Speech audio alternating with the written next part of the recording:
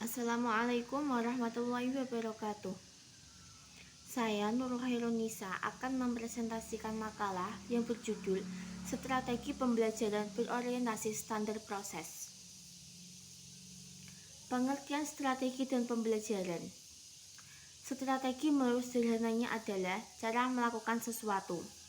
Sedangkan pembelajaran adalah cara melibatkan para pembelajar dalam kegiatan belajar mengajar tertentu. Sedangkan menurut istilah, strategi adalah rencana tindakan atau rangkaian kegiatan, termasuk penggunaan metode dan penempatan berbagai sumber daya atau kekuatan dalam pembelajaran.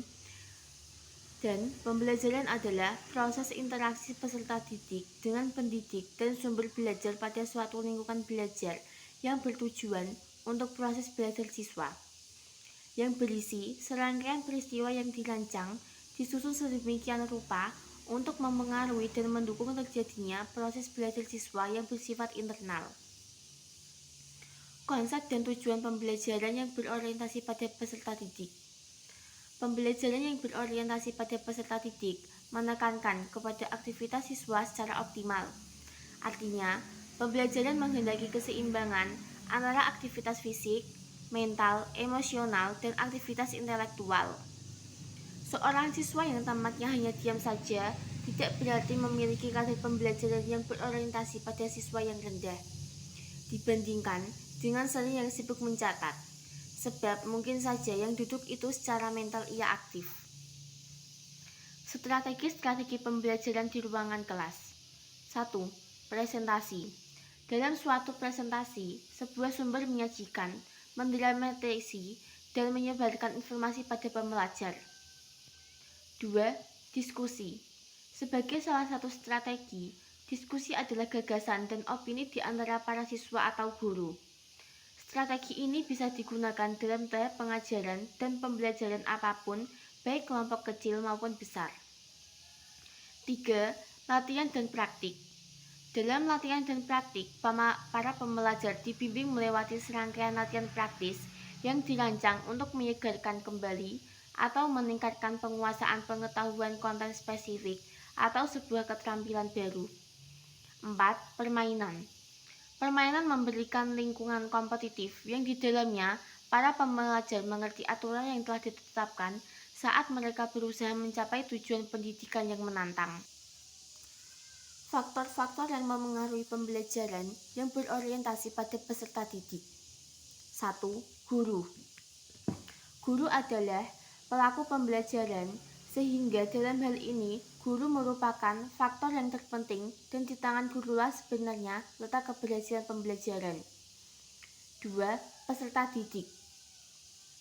Peserta didik merupakan komponen yang melakukan kegiatan belajar untuk mengembangkan potensi kemampuan menjadi nyata untuk mencapai tujuan pembelajaran. 3. Bahan pelajaran. Bahan pelajaran merupakan media untuk mencapai tujuan pembelajaran yang berupa materi. 4. Pembelajaran. Agar tujuan pembelajaran dapat dicapai secara optimal, maka dalam menentukan strategi pembelajaran perlu dirumuskan komponen kegiatan pembelajaran. 5. Metode.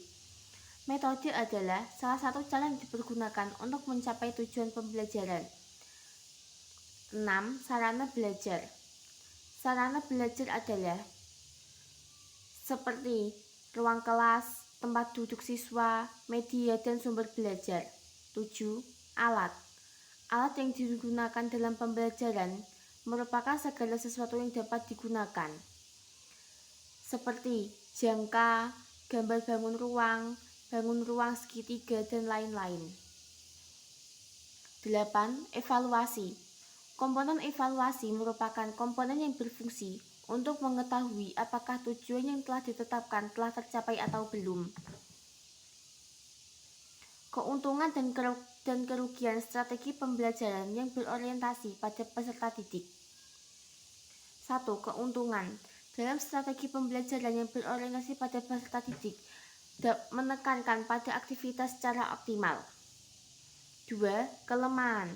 Dalam strategi pembelajaran yang berorientasi pada peserta didik Pada aktivitas siswa aktif dan tidak aktifnya siswa berpartisipasi dalam kegiatan pembelajaran, hanya siswa yang mengetahuinya secara pasti.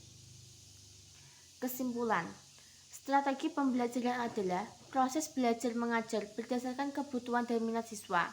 Strategi pengajaran yang berorientasi pada peserta didik dirancang untuk menyediakan sistem belajar yang fleksibel sesuai dengan kehidupan dan gaya belajar siswa. Lembaga pendidikan dan guru tidak berperan sebagai sentral, melainkan hanya sebagai penunjang. Terima kasih. Wassalamualaikum warahmatullahi wabarakatuh.